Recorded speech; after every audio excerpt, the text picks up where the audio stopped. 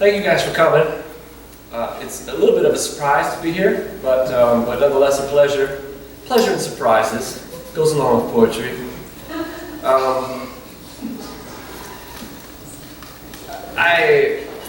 I've never met these two writers before, except for Chris just briefly in DC about 10 days ago or something. And it was very wonderful. Daniel, actually, we had met only through email, though, in connection to your work with the Pen Poetry Series, which I'll talk about it briefly in just a second.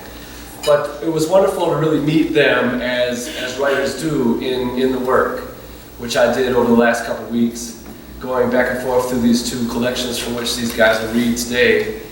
And I suppose a few things to say about that in a couple stages.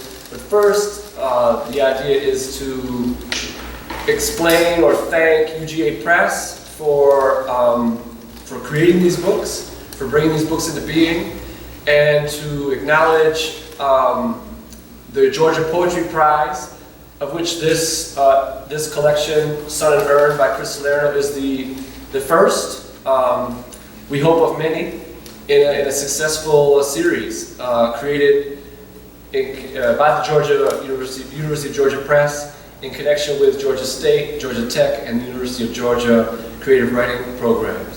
The aim is to publish an outstanding volume of poetry that judges circulating through those programs choose. And Chris's book is the first, and it is quite lovely to look at. It's very nice to hold, and of course, very interesting, quirky, and surprising to read. More about that in a minute. The second book comes to us, Trébuchet. Daniel Schoonebeek's second collection comes to us through the National Poetry Series and UGA's kind of revolving connection to that entity. The National Poetry Series being a nationwide. I remember when Don Lundy Martin was reading here and she'd like move this thing all around. I forgot that it moved. Let's just pretend it stays still. National Poetry Series is a national competition for books by any writer writing in English, I think. And it's published 5 books per year are published in the National Poetry Series with a kind of revolving, semi-consistent list of presses, trade presses, university presses, independent presses. Very, very interesting organization since the mid-70s, the National Poetry Series has been, and we're happy and proud that the University of Georgia Press is willing to cooperate and engage with that series, because it's not always easy to do. It's not for free, but it's meaningful, and we are really lucky to be in this town, this little town, this big university with the University Press, which has such a great history of supporting poetry in various kinds of ways. These two very wonderful ways. So that's the first thing. So we owe University of Georgia Press a great thanks and round of applause.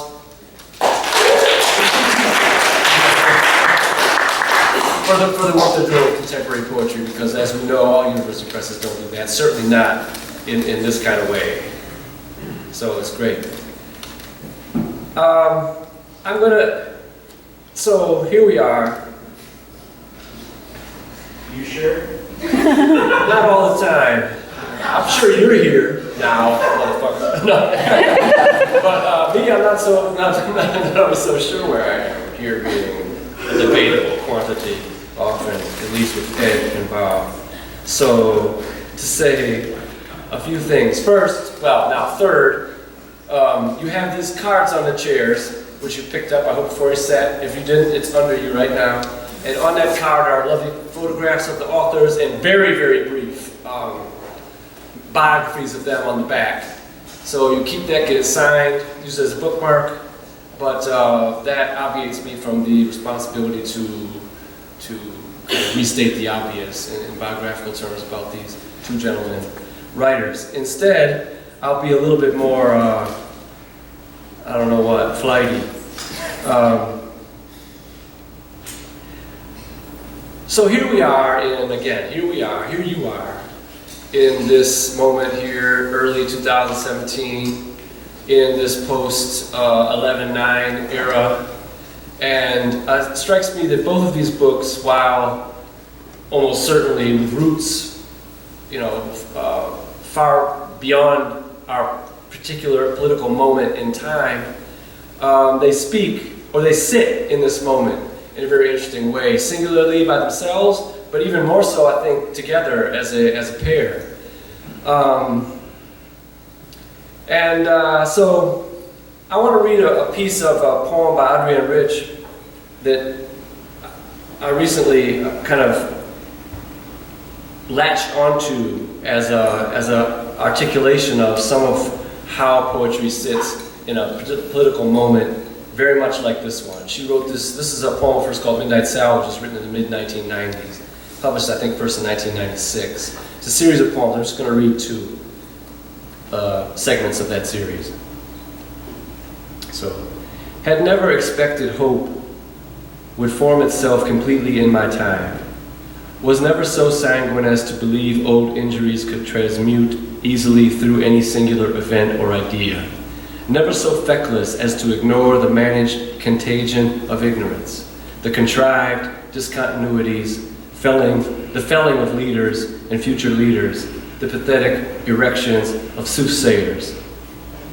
But I thought I was conspiring, breathing along with histories, Sicily and diastole, 20,000 leagues under the sea, a mammal heartbeat, sheltering another heartbeat, plunging from the Farallon all the way to Baja, sending up here or there a blowhole signal, and sometimes beached, making for warmer waters where the new would be delivered, though I would not see it.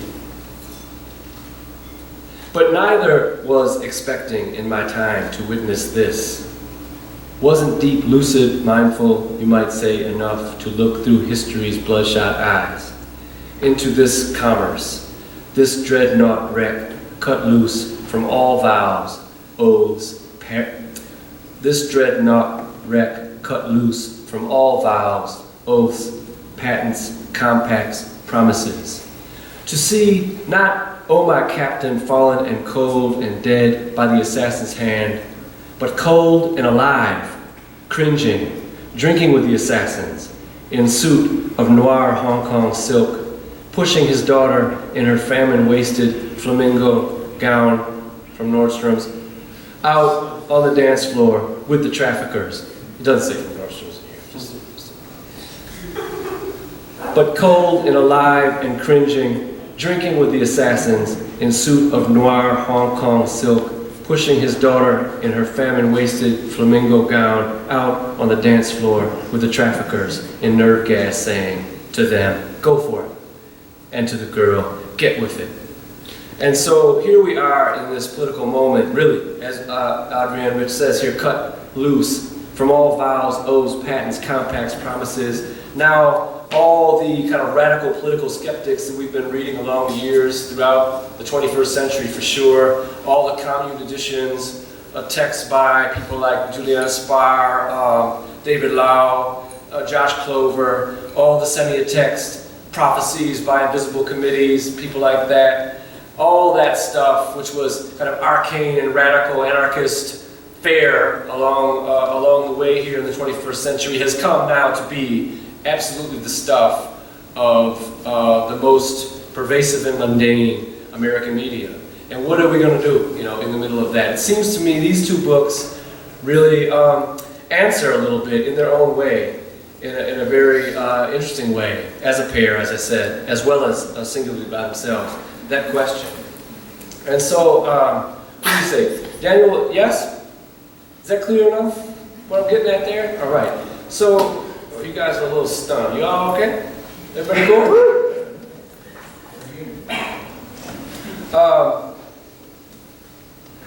So Daniel's going to read first, and I'm going to just introduce him very briefly here, and his book very briefly here, and I'm going to sit down, and you will read. I'll come back up, same for Chris, and that'll be the way this all happens.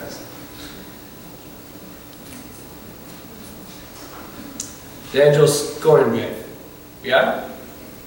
Daniel Schoonebeek's Trébuchet will appear to be written to our post-11/9 condition, and it is.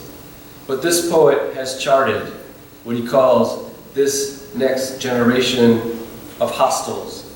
He's charted their movements. He's seen them in history, and one presumes in experience. He's studied, and herein imagines what all goes down when, as he puts it, an empire believes it can survive itself. A new voice in the tradition of the oppositional imagination. Here's a poet who understands that his only argument is not, thank you very much, with himself. Daniel Schoonebeek.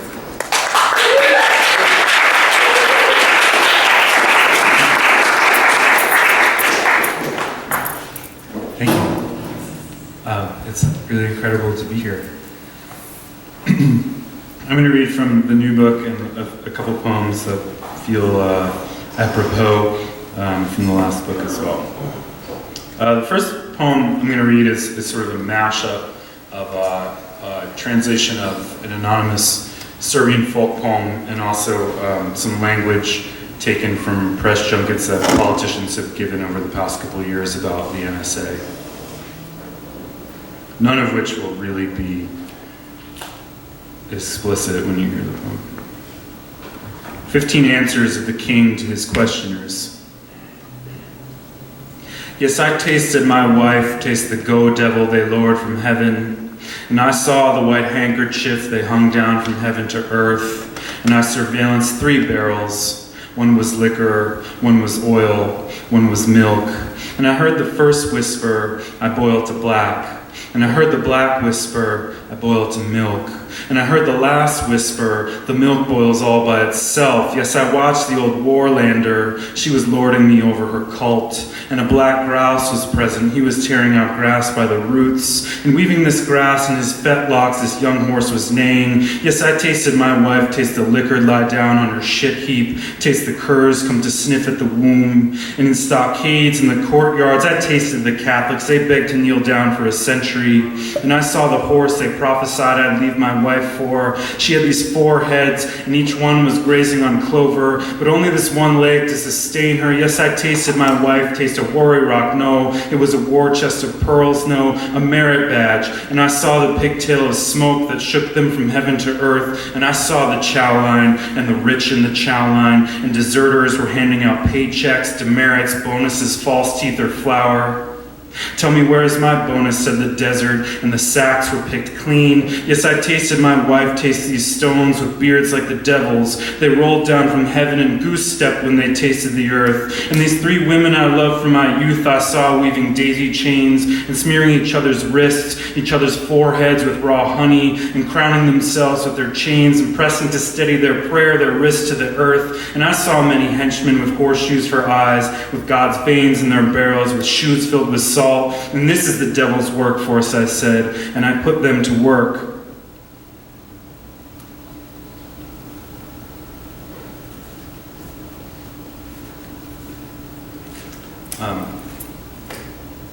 Cold open in film or TV is when something starts without a credit reel running. A very famous example of which is sort of how Saturday Night Live sort of begins. This poem is called Cold Open. If there's any John Ashbery aficionados in the crowd, the first 3 lines steal a little explicitly from him. Cold open. It was the thought that if you could watch, if I could leak to the public the film of when I needed to reach you, that would be one way. From a little-known bluff overgrown last summer with wildflowers, if you could watch a family of turkeys, a mother and 162 poults, if you could watch them abandon their roost on the lowest branch of a cottonwood tree, and lugging 163 tow cables behind them when they departed, if you could watch them dragging the tree through a field overgrown last summer with tanglehead grass, and discarding the yellow tree piteously across the rails of the Sunset Limited, which was carrying that day exactly 162 passengers west to their sentencings. It could be one way, I kept telling myself, to awake in summer when everyone's sentenced and film myself shut of those dead to me. If the lights could come up on my train in a field overgrown last summer with tanglehead. If we could slow to a halt in front of the yellow tree obstructing our path. There could be a smash cut, an establishing shot of the bluff where you knelt cutting wildflowers, and off camera the cottonwood could start hemorrhaging yellow termites, and if you could see the mites glowing yellow, having drunk the yellow blood of the tree. And if I could leak to you what the camera work couldn't, in a hand-me-down suit, an unsavory man, he's inside a Renaissance cherry casket, and the casket's buried 8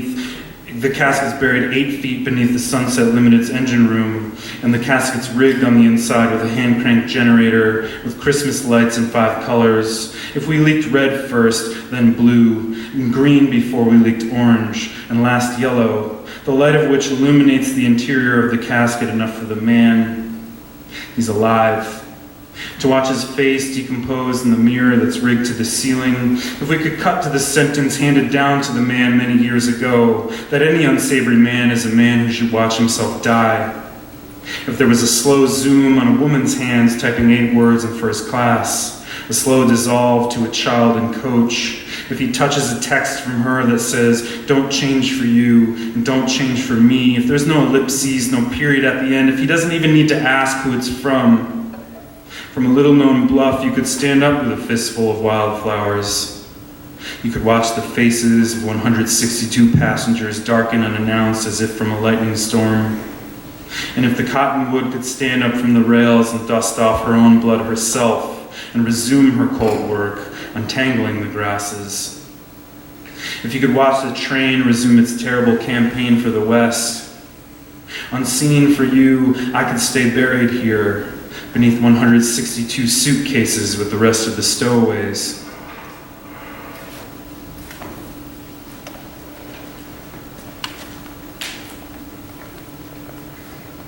Are there any immigrants here? Are there any children of immigrants here in the Grand? I am the proud son of a Dutch immigrant and poor American who grew up in Brooklyn, and both of whom went to public schools, and as I did myself, and so this poem is for them. Myth. I'm a natural wonder of crumbs in the beard of a 3rd-generation immigrant son of a dentist who failed to tunnel his way out of America with a spoon.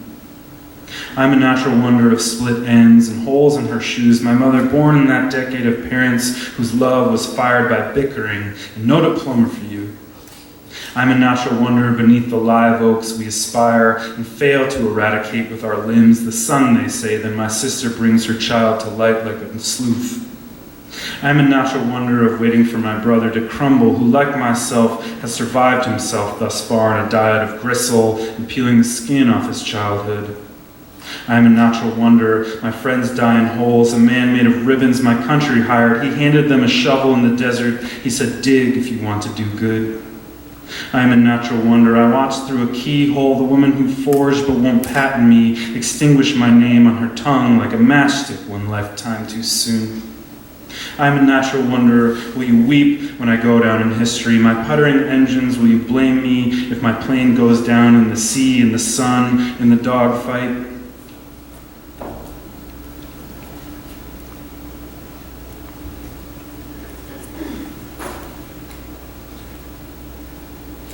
I just want to take a quick moment to say thanks to presses and friends and new friends and old friends who've all been in town today. It's not easy to come from New York City to Athens, Georgia, as it turns out. So quick thanks to everyone who's been really helpful and supportive today. This is a poem for them. C'est la guerre. But if I see one more shred of pink rust come peeling off the face of this warehouse tonight, with my bouquet of railroad ties that I plucked from the Union Pacific, who will witness me? When I found the man who named the road on which you grew up, and I defaced him, and wearing his father's crushed suit and his cufflinks, and I fire your name in his furrows, when I've poured his mother a whiskey and coffee and beer back, I'll learn her our myth. We come from low country with deer ticks in our blood. Is that what they're selling you?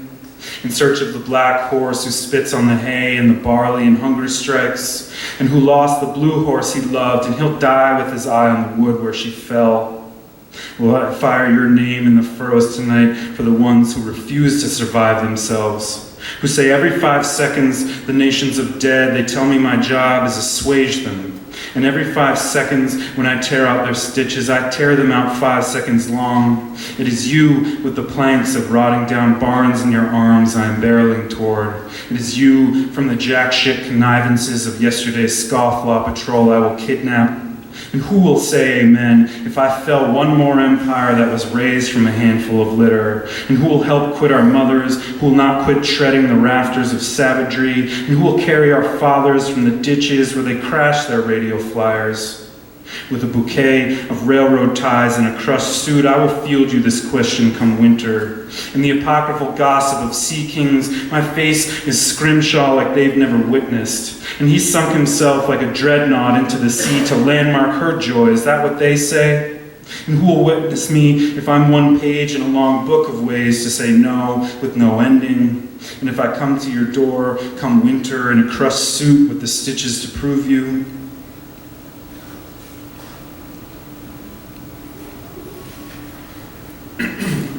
Anyone here ever gotten a spam email? There's probably more. There was like one person who was an immigrant, and like everyone was like, "Yeah, I got spam." This is for all. Say about America. Yeah, this is for all you spam getters out there. Trojan. In the coming days, my representative is coming for you with a stormworm. Until then, under no circumstances should you contact my representative, regardless of whose representative sends my representative to your door. I repeat, the name of my representative is not Red Storm in the White House. I'm talking a storm worm that opens a torch that burns my whole representative. But sources say you should blast my representative to everyone in your contacts, for it's better to receive my representative 9 times than the torch, even if you believe my representative is named Red Dirge in the White House. If my representative enters your system shuts down immediately. It's true, the worst torch ever announced by the representatives is my representative. I'm talking classified by the system as the most destructive representative ever. But sources indicate my representative was elected to your contacts via stormworm. And in the coming days, there will be no coming back from my representative, even if you open the red storm that destroys the name of my representative.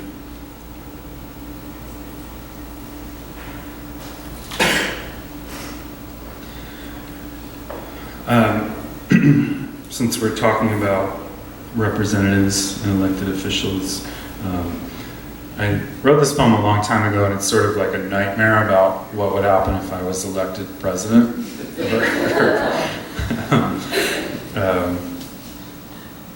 That's such a terrible way of introducing the poem, but yeah, it's called His Induction. My oath here tonight is I'll die with my hand on the Oxford Bible and the last president's name on my tongue like the last town I sacked. When I fall on my sword, I'll fall on my sword so well I'll put Rome to shame.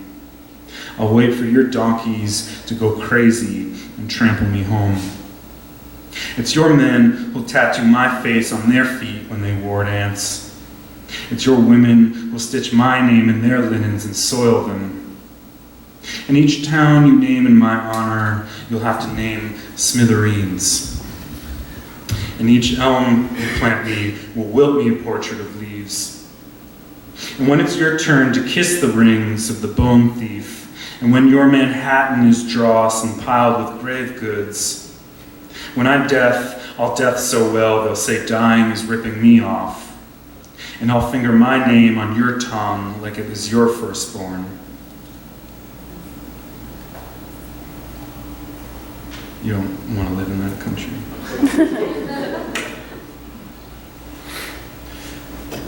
chorus. I saw a world that was the straw bale house I spent my life building, and caved in on herself once a shift whenever my auger brace finished her, was to be. And the God in the herringbone hard hat decreed this, the legacy of my legacy's legacy's legacy.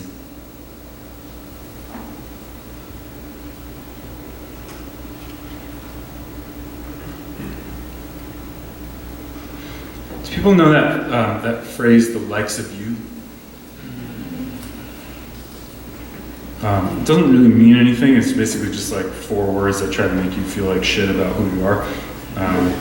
So this is sort of a love song to the area in upstate New York in which I grew up.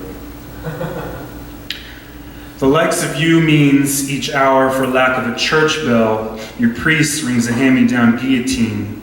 And into the wood chipper falls the farmhand who each spring, instead of the cherry blossoms, he blooms from the cherry trees. It means he's in league with your town drunk, your chief of police. It means they're reminiscing blotto tonight about their reign of terror over the mud puppies and over the combine blades and over the peregrines. And they drape their some odd 60,000 miles of veins like angel hair from the last of the evergreens. It means last on the list of everything they'll never teach you about the white trash, tax frauding, unincorporated village that established you circa 1986. And you won't find this in your Wanad Digest, and you won't find it in your father's farmer's almanac, is that when your dogs die of 3 species of tapeworm, you hold each one by the tail like a broiler. You start counting off 999. And when you're pissing into the reservoir, when you're poisoning the city's drinking supply, when you're cursing the mayor's new pipeline and spray painting, God forgives, but we don't, on the 99-cent clapboard you stole from Wickham's and nailed to the front of your house with a chuck-a-boot. You throw your dogs and their 17 bags of chow into the west branch of the Delaware River.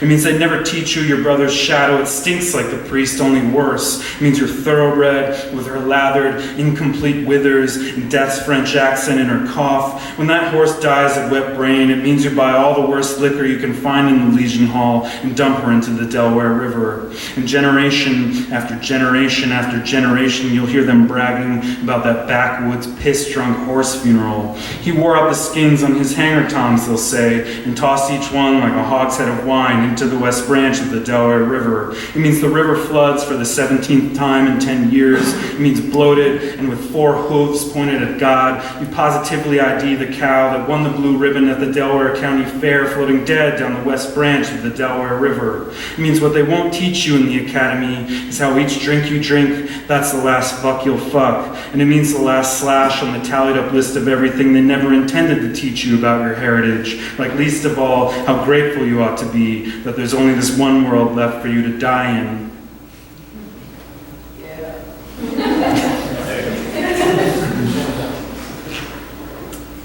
I'll just read 2 more.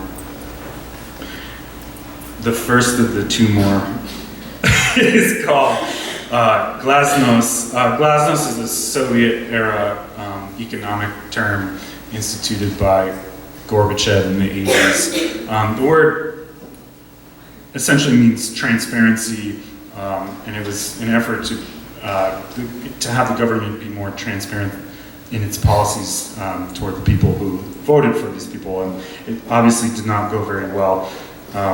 This poem is called Glasnost, and every line is either a phrase or a fragment of a phrase that if you Google it will get you red flagged or put on a government watch list.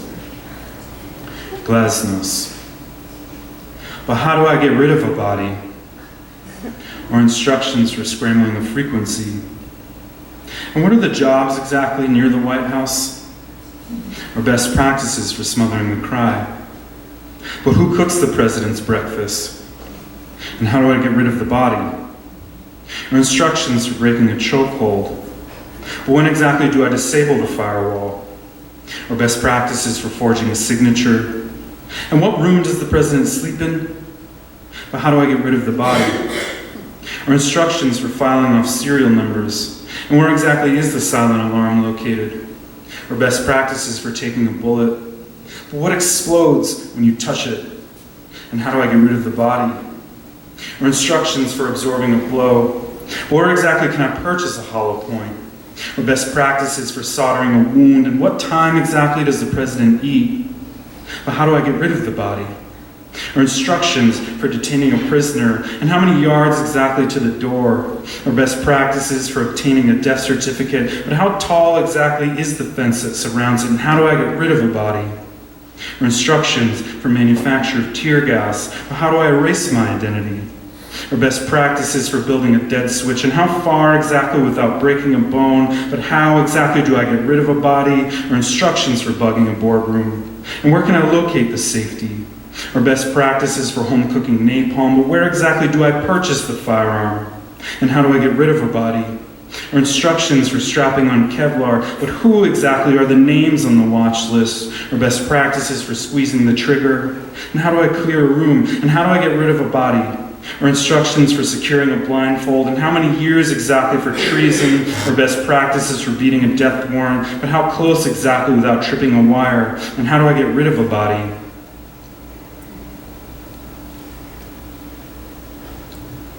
I'd like to take a moment to specifically thank all the staff from the University of Georgia.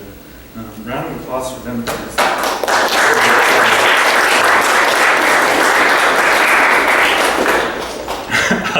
I've never been to Athens, Georgia, and this poem was published by people in Athens, Georgia. I've read this poem a lot of times, and this is the first time where you'll hear a little reference in the third line of the poem that finally actually sort of makes sense. It's the title poem in the book. It's called Trébuchet. These poems were written to land you on a government watch list and published at 1995 paperback, hardcover edition, unreleased, by an imposter of Faber and Faber of 320 South Jackson Street, Athens, inside a warehouse formerly occupied by 6 Pinkerton deserters in this year of our Lord, 2017, the year of the so-called accident. Or maybe to throw a brick through the wall of the White House and no note attached is their business. These poems come pepper sprayed for your health with dirty words, particularly on pages 7, 19, 29, 66, and 70, and were written by one D. Schoonebeek, an oftentimes troubled and defamatory young girl living among the worst generation of profiteers and balaclavas and who somehow keeps herself violent through love. Or maybe to start a riot inside the insurgents, inside of the skirmish is their business. Their weight is 9.356 ounces. They will travel 732 feet in 12 seconds when fired from a Trebuchet. Their burning temperature is still Fahrenheit 451, and they were printed in these United States by McNaughton & Gunn of Saline, Michigan. Or maybe to smuggle the anthem back inside the chrysanthemum is their business. On the day of its publication, this book would value 4 loaves rye peasant bread, 8 white bootlaces, 1 liter vodka filtered through cheesecloth, 5 pounds goose feathers, 0 theater tickets, 7 single rides on Manhattan-bound bus lines, 3 boxes baby diapers, 11 yards steel chain, 0 paintings, 5 cartons eggs, or a starred review in Publishers Weekly. What else do you expect for 1995? No, really. What do you demand of your money? What is the so-called function of police?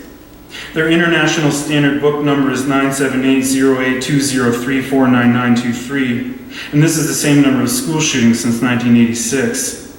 This is the same number of school shootings since you were first broke. This is the same number of school shootings since you were last fucked. This is the same number of school shootings since you lost the use of your left. This is the same number of school shootings since the so-called accident. This is the same number of school shootings since Flight 370 vanished. This is the same number of school shootings since God said, I defect. This is the same number of school shootings since you laid down your weapons.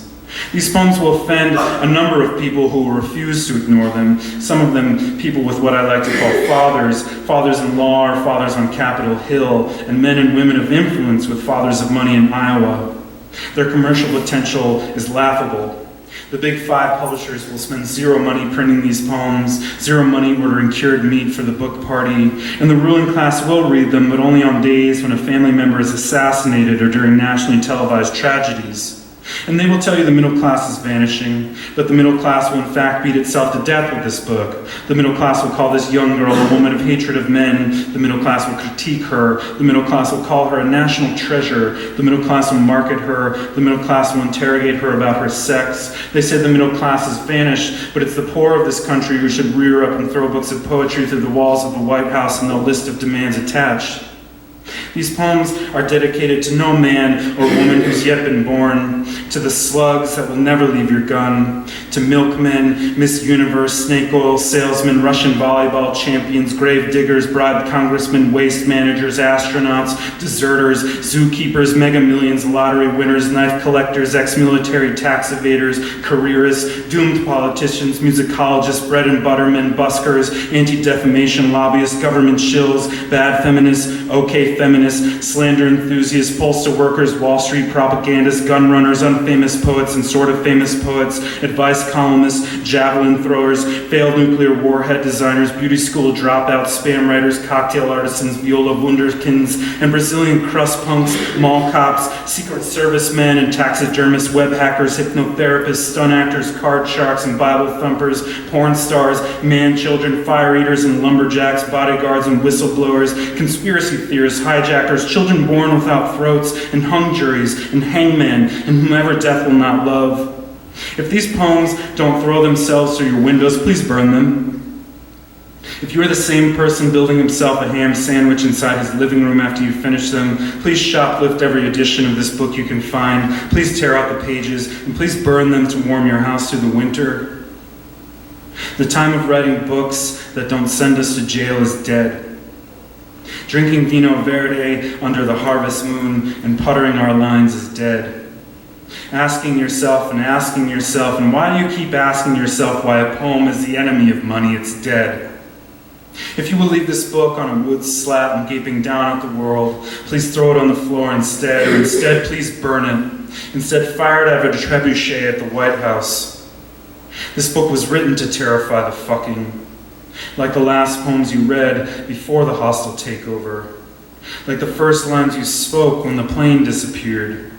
This book was written to break the back of the sawhorse between you and the police. It's a book like the earth you might salt if you started a war against you. Thank you.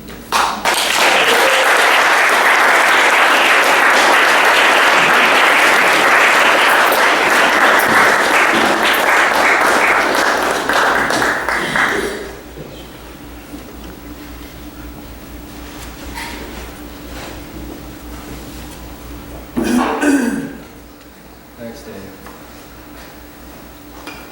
See what I meant?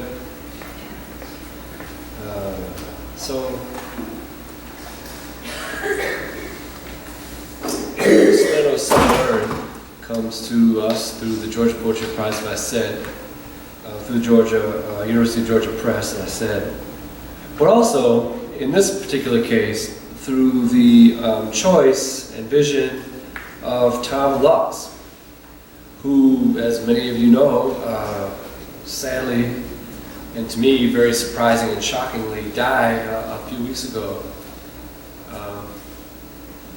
I think he found out in very, very, very late fashion that he had terminal illness, cancer or something, and died very quickly after he was diagnosed, before I knew anything about it. And I just wanted to say, you know, thanks Tom for the book, but also for just many, many years that the man stood in the midst of the many, many storms of our American poetry, and stood in a really kind and generous way, and in a funny way, in a kind of direct, look in your eye kind of way, which is remarkable for the longevity of it, but also because part of the storm of American poetry is about the fact that few people are willing to stand there and look you in the eye, be funny about it, but also be honest about it. And if there were more, maybe there'd be less of all kinds of things, who knows. There aren't, and there's certainly one fewer now that Tom is gone. I moved down here 10 years ago, and I found out there was a poetry series at Georgia Tech. I found out Tom Lux, I thought he was in New York. I thought he was in Sarah Lawrence or somewhere, and he was living in Georgia and working at Georgia Tech, and I didn't know it. And I had never met him. So I went over there, and I found that not only was there a poetry series at Georgia Tech, but attached to it was this great series of parties that he had at this wonderful townhouse he had right there near campus with a roof deck and folks out there smoking dope on it and hanging out. And he was a wonderful presence to preside over,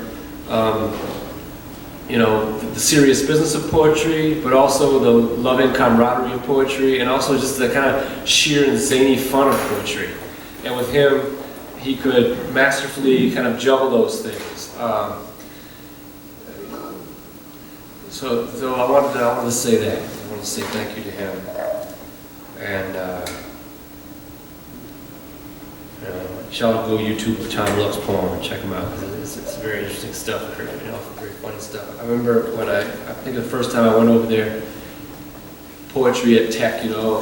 Somebody was reading, can't remember, and then Major Jackson was reading that poem. Major Jackson's a friend of mine.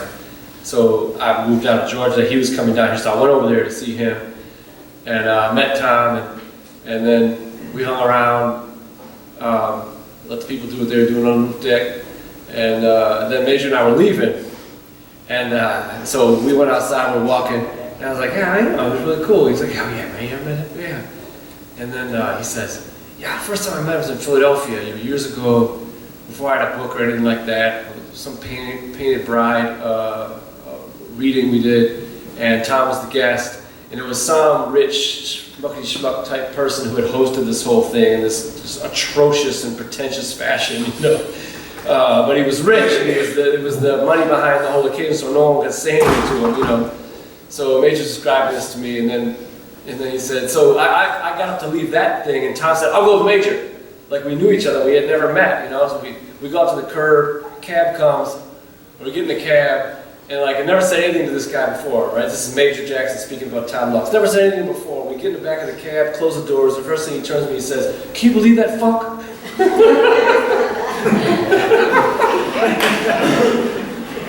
Now, I don't tell that story as well as Major did, because Major was there. Well, Major's a good storyteller, but I always laugh when I think of that. Yeah, so thanks to Tom Lux, and thanks to Christopher Book, and thanks for coming down here. Again, thanks to UGA Press for putting the series together. Feels like I had something else to say, but here we go. Chris Salerno's Sun and Urn is also very much of this moment, this political moment, but alone in a way along the lines of Berryman. Salerno addresses the empire as it percolates in the lyric consciousness, and in this case, with an urn nonetheless, caught between a difficult death of the father and a delayed and frustrated arrival of the next generation. The book seems to kind of use those two, a delayed birth or delayed effort at birth on one hand, and the death of a father on the other hand.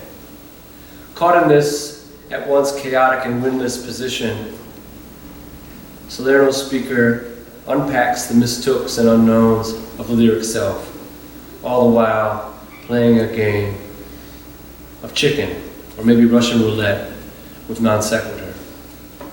Please welcome Chris Salerno.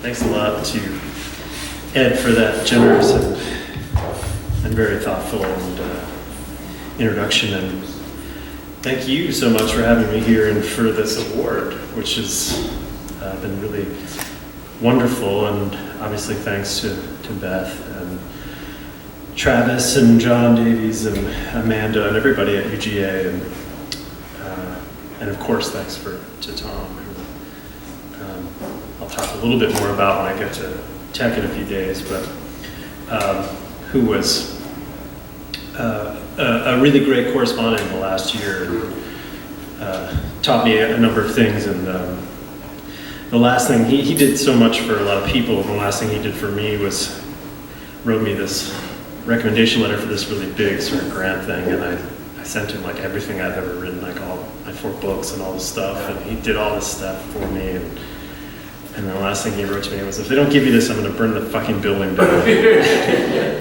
So, they won't give it to me. It doesn't matter. I'm glad he doesn't get to be disappointed. But anyway, so we haven't met, so I guess I would just say a word or two about my poetry. I think, in general, the way I approach it is, as a poet, maybe picking up a little bit on Ed's idea about the climate, the current climate, but I see my role as a poet as being a citizen of what I don't know, a citizen of what I don't understand, and I have a lot of leads, and those are where my poems come from, but Sun and Urn, this book is, to me, Sun and Urn is life and death, and this book was written during a period of great grief, and is an attempt maybe to kind of find some what they call good grief, and I've learned a lot in doing it, and grief is a wild thing, and to me, grief is old love that has nowhere to go anymore, and that's kind of sort of the exploration, the investigation that I've got going here. Exactly. So I'll just read some of these poems here. This one I read for Tom because he, I guess, liked this poem, and it's called Dedication. So, in a storefront dojo, a black belt yells at a bunch of orange belts. Something staccato about a punch not being a punch if it fails to inflect your luminous destiny. Your 3 good reasons to punch, not related to rage. If you should only love the sound of your fist in the air, like whipping out a small bouquet of pink buds. The sensei says you must also be struck sometimes by the quiet, of nothing moving or rising up. And in the annals of that silence, make your wolf call. In the annals of that silence, always a wolf circles just because there is no true surface, there is no solid ground. So better never sleep, and always a hellhound be.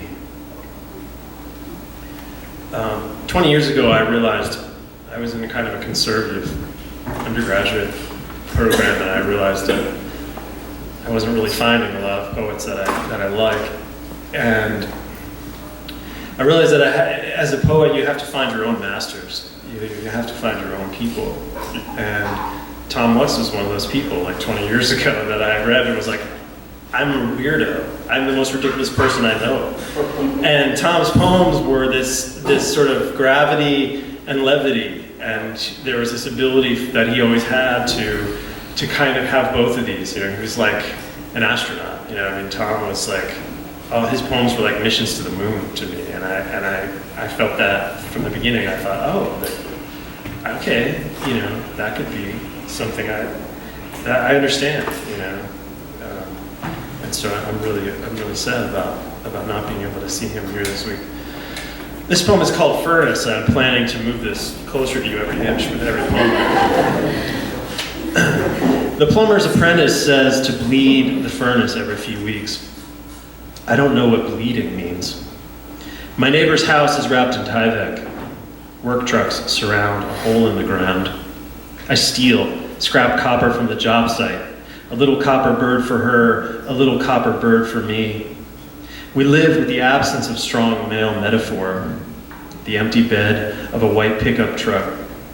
All winter it was so wintry, I was lost in the driveway. My dad that December would be dead very soon.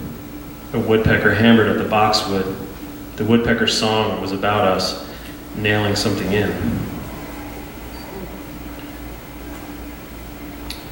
This is a title poem called Sun and Urn. What are the patterns that distinguish us from ghosts? I tan, you rock back and forth. Our lease is nearly up. We touch the grass, play the toy piano rooted in the mud, our heads back as if swallowing bells. A cloud arrives, opens and then closes. I'm ready to not see the light. Do you think death's effect is of entering or being entered? Like waking but at the wrong hour? When the world was flat, that didn't happen. People slept all the time. They thought the world was wider, thought that words set to music would take refuge in music, not be like bottle rockets or fast-growing trees. This is a season, too. With some, near the end, there's a farewell act of awareness, a smile, a robin's egg returned gently to its nest in the satellite dish. This explains the feather in my grandfather's death cap. I once asked him about the size of the world. Are you wanting to possess it, he asked. No, but I anthropomorphize animals and landscapes. See in the trees expectant parent squirrels returning to their nests at night, finally less visible. My brother over the phone asks me if I'm sitting down. I stand. Remember how he once in a park broke another boy's arm by snapping an elbow up. That boy sat down. Now I am standing. Language begins. I sit back down. I'm a flag with two heights. Do you think death, is supposed to come as a surprise? Like the moon claiming you? I can hear men hammering on a nearby roof today. Some tree fruit sways overhead like a traffic light. Lord, stop me, what I started to say about urging the ill to come forward, try to die.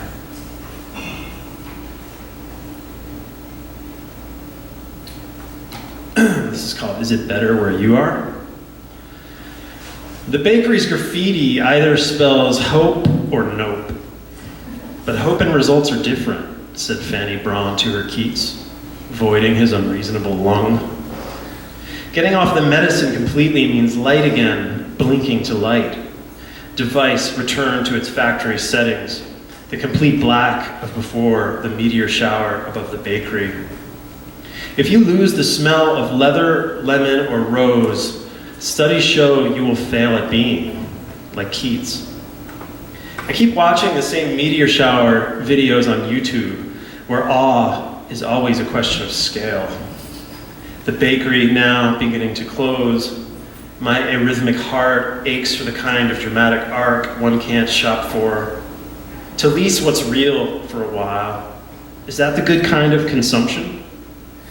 I wonder over the weight of meaning, the difference between hull and seed, the sugary donut and its graceful hole, the greasy bags everyone leaves in the alley leading to my door, these scraps I work at like a crow.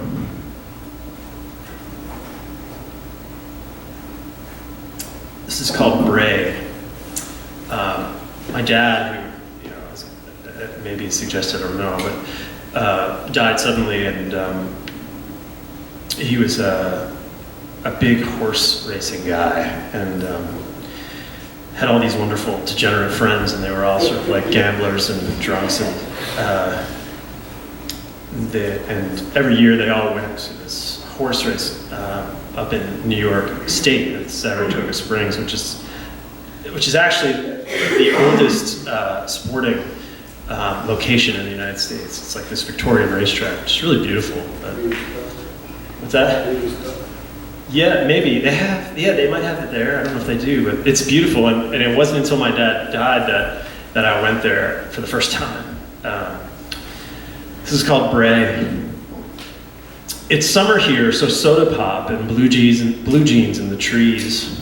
I'm peeling my sunburn on a bus bound for Saratoga Springs while I will lob my father's ashes on the line where the racehorses finish one at a time.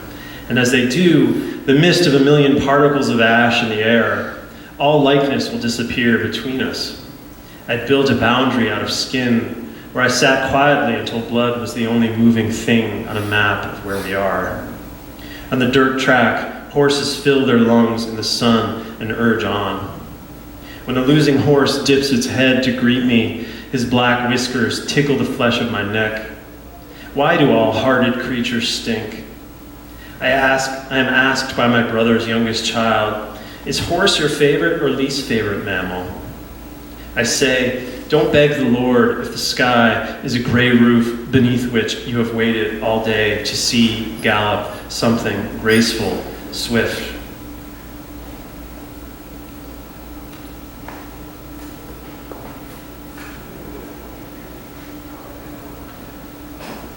Foreshortening. The boys practice dying of wounds in the lot behind the bakery. They will fasten to one knee tourniquets made of limp baguettes, then ride lime green skateboards not exactly toward home, each one an arrow shot up with a cricket on its tip to be stabbed earthward. Boys for whom monsters are the main idea. The tender ones whose teeth you can't always see, but are reminded of once the terror is felt.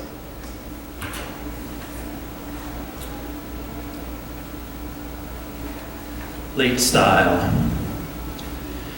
You did not make yourself, I say to the snowman outlasting the snow, a pile of white organ meat melting by the fence. I was 8 when I squeezed my brightest fish until an egg popped out. You could say every egg is meant to echo the sun. Right now, I have no children of my own. From the roof of my dead father's home, I see with my pre-Raphaelite eye, through the anatomical stillness of pine trees, the blue water towers of the next 3 towns along the shore, the outcropping of gray rocks face down in the surf. I see something flit between 2 perfect waves. In here, his window drapes darken the entire room until my movements cue a sleeping computer from its sleep, my father's final Google search, pain down middle of chest.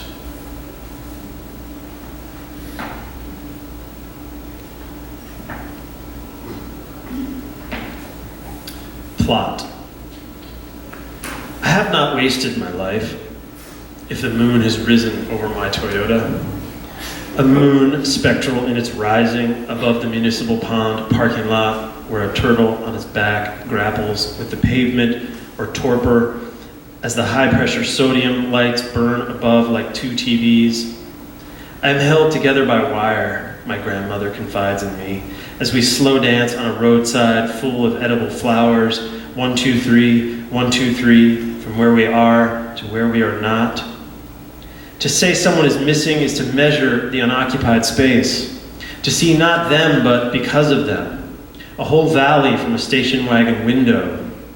As with any plot, we read into movement the history of kinetics, read into blank pastures the chapters of unwritten books.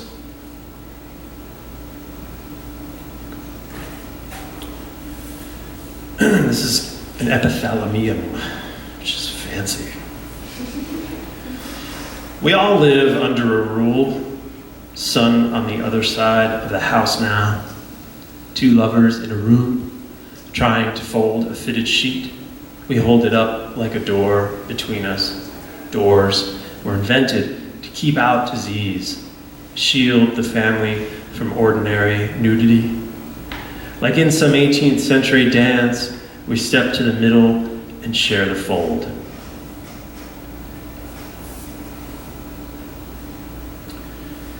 In vitro. Around the wreck of the Titanic lay 9 grand pianos, swaying with the tides to the closing notes of a Chopin nocturne, played by the daughter I thought I would have.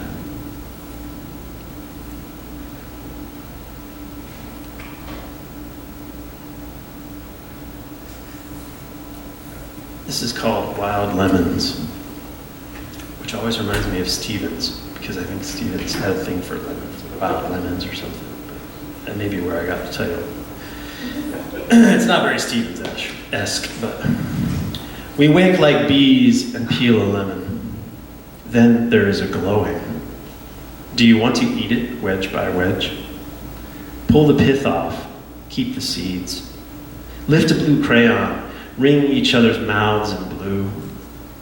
We all live under a rule, a lemon law for what's beyond repair. Our very first lovers doubled over in grief, like singers slumped over tiny guitars. Now I remember keeping wallet pictures, feeling at times a curious despair. Like somebody's father, I lay in the room where nobody is and read in Reader's Digest how lemon rind can help keep herbs moist through winter, how their cellular walls need to breathe. Rind can also give a person hives, horrible flying and dying dreams, in which a dead soul won't leave the body until a hunger develops. The bottom of the feet, the face, hands. Where on your body would you hide the last lemon on earth? Lie down, show me on your dimply limbs. This is called Sorrow Architecture. Oh yes, a temporary house. Garage doors open all night. In each dark space we'll park our new work. Imagine a portico so high an elephant could fit in the door. I've been reading The Sorrow of Architecture, a book about our lack of blueprints. The difficulty of sorrow is how it doesn't cohere, the unbroken lines rubbing away over time. Last month, my father's heart attack ended our very long talk about sports, a career in divorce, of making one's way to the coast where all the best buildings edge into nature. How a house, property, is a horror.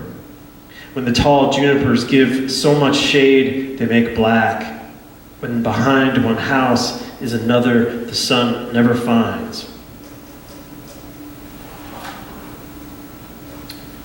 Receipts for all those clouds.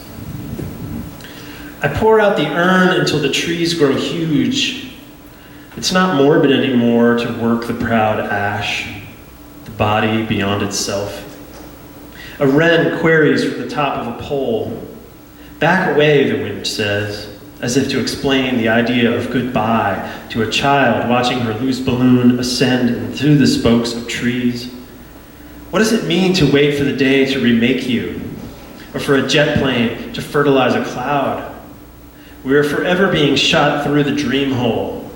We open and close more slowly with age. This is the lifespan. It is more fatherless the farther north you go. Father, I have fallen in love again, like looking at a cloud and trying to rise to meet it. It's this way a cloud has, full of water and placebo. I've seen people take the world apart so that all distance is removed. Loving for them was mostly a mechanical thing, a way to stop time. Now we have to be unlocked, like a wristwatch pried open with a thorn.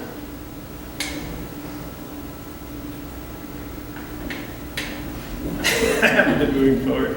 As promised. I'm not sure I can. I don't want to break it. I'm trying to get closer to you. Estate sale.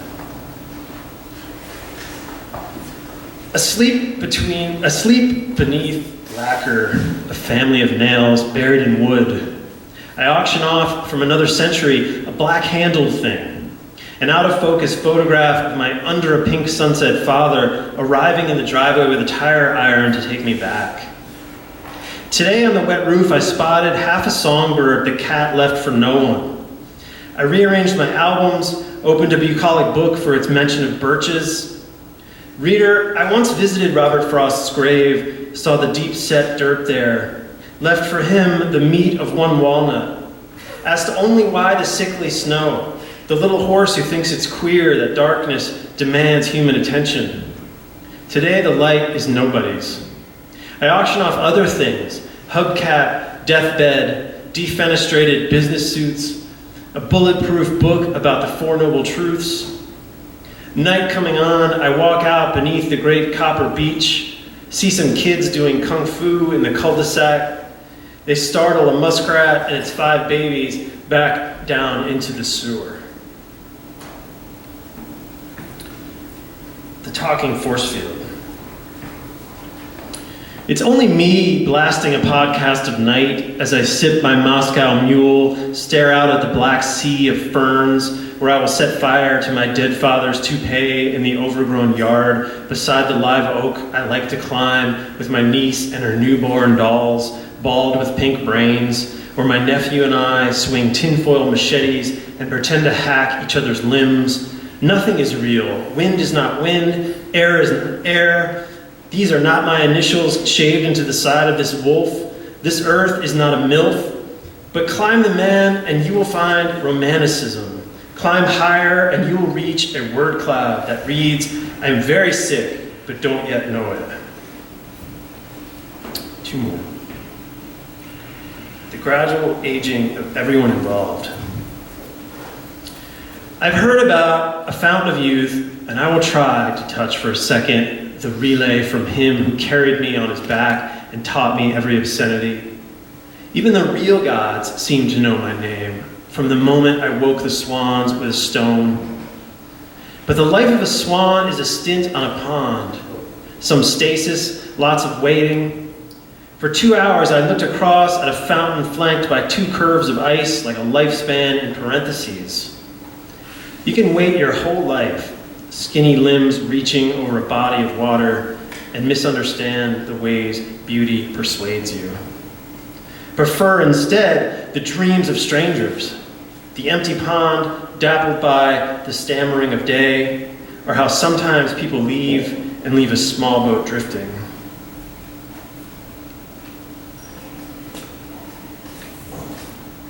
Horror script. At school, we studied the mysteries of the amygdala, the self and its contingencies. If you've ever cupped a lizard in your hands, you understand interiors. Or a housefly, that little sinner no one loves. Its greatest fear is not enough air. Some won't even make it till dusk, when whoever keeps calling just breathes and hangs up. All evening, a black sob idles in your street. Somewhere in the night, you bleed on the sheets, wake again to your fear as a thing you rise into. Last one's there's one more. Last one. This is called 40. An only child may have had to play with God. Both of them beings as quiet as glue. I put my nose to the sound hole in a mahogany guitar and hail the wood which never really dies. Like violets pressed in a hymnal never die. Count me among those mourners singing all the wrong songs. Thanks.